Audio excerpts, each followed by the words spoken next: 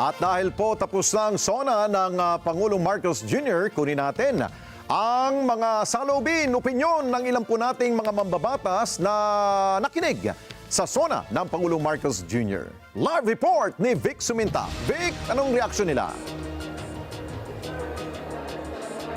Alex at Ali, ang reaksyon ng mga mambabatas ay partikular doon sa binanggit ni Pangulong Ferdinand Marcos Jr. sa huling bahagi ng kanyang SONA.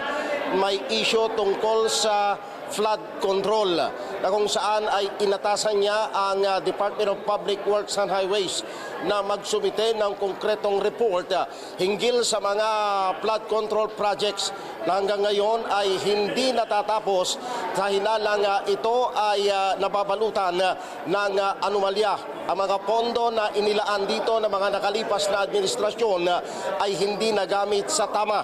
Isa na dito na nagbigay ng kanyang reaksyon ay si Congressman Zia Alonto na ito ang kanyang pinagtuunan ng pansin dahil ang mababang kapulungan ng Kongreso ay magsasagawa ng investigasyon in aid of legislation kaugnay ng problema ng ating bansa sa matinding pagbaha kung may kalamidad.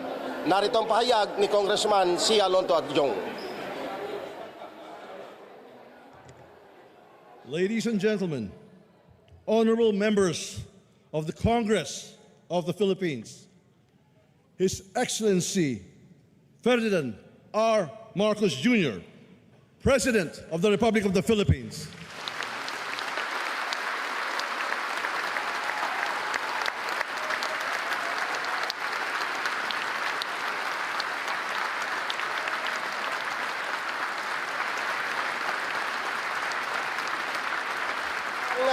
Sinabi ni Congressman Zia Alonto Adjong kanina ay susuportahan ng Kamara yung naturang nais ng Pangulo.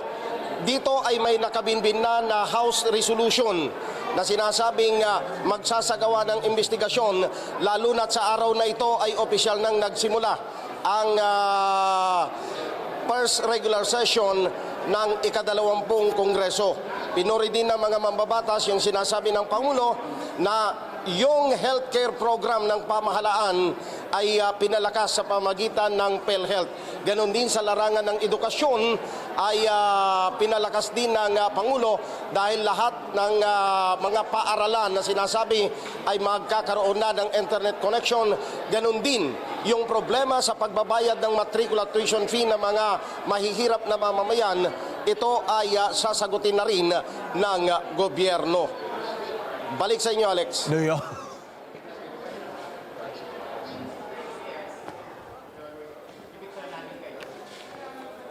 Okay, Vic, mukhang pinalakpakan at nagsitayuan ang mga mambabatas nung binanggit ng Pangulo yung patungkol sa gagawing investigasyon, yung performance review at the same time ang auditing ng mga proyekto sa flood control, no? Anong sabi ng mga congressman doon? Dahil ang pondo ay posibleng maaring matalakay ang pondo dito, no? Ngay bulsa.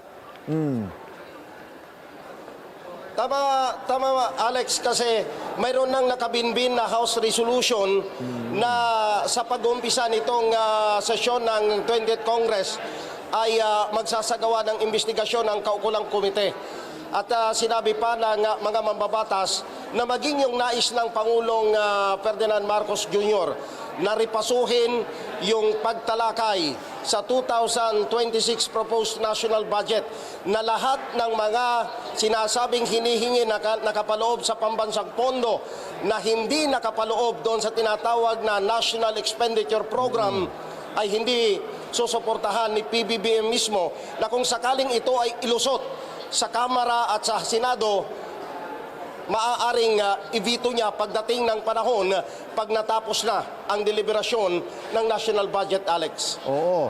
So, ang aantabayanan ng taong bayan dito, Vic, kung gagawa ng investigasyon, ang Kongreso, taliwas dito sa gagawing investigasyon ng executive branch, what if kung magkasalungat ang kanilang magiging resolusyon at yung kalalabasan ng investigasyon, magkaiba ang resulta? Alex, sabagay ang Kamara, ang lehislatura in aid of legislation. Pero kung nag-i-initiate ang Executive Department, yan ay for prosecution. Dahil maaaring ipag-utos sa Department of Justice na sampahan ng kaukulang kaso yung sinasabi ng Pangulo na nagsamantala sa pera ng bayan na may kaugnayan sa flood control projects, Alex. Oo. Bukod sa binanggit ng Pangulong Marcos sa kanyang SONA na kanyang pagbabanta doon sa mga kumuha ng SOP, kickbacks for the boys, maaring ito ay patungkol sa mga kontraktor, no? Hindi kaya may pinatutungkulan rin ang ating Pangulo na baka damay rin dito ang ilang opisyal, lalo na yung mga elected officials? Malamang, Alex, kasi in general yung sinasabi ng Pangulo, binanggit niya yung mga kontraktor. Dahil sa unang bahagi ng kanyang SONA, maging doon sa kampanya sa illegal drugs, ang sinasabi niya, ang masakit na isipin, may mga elected officials na kasangkot doon sa pagsasamantala sa kabangyaman, Alex. Okay, sige. Babalikan ka namin dyan. Maraming salamat sa iyo, Vic Sumintak. Mata natin sa State of the Nation address ng Pangulong Marcos Jr.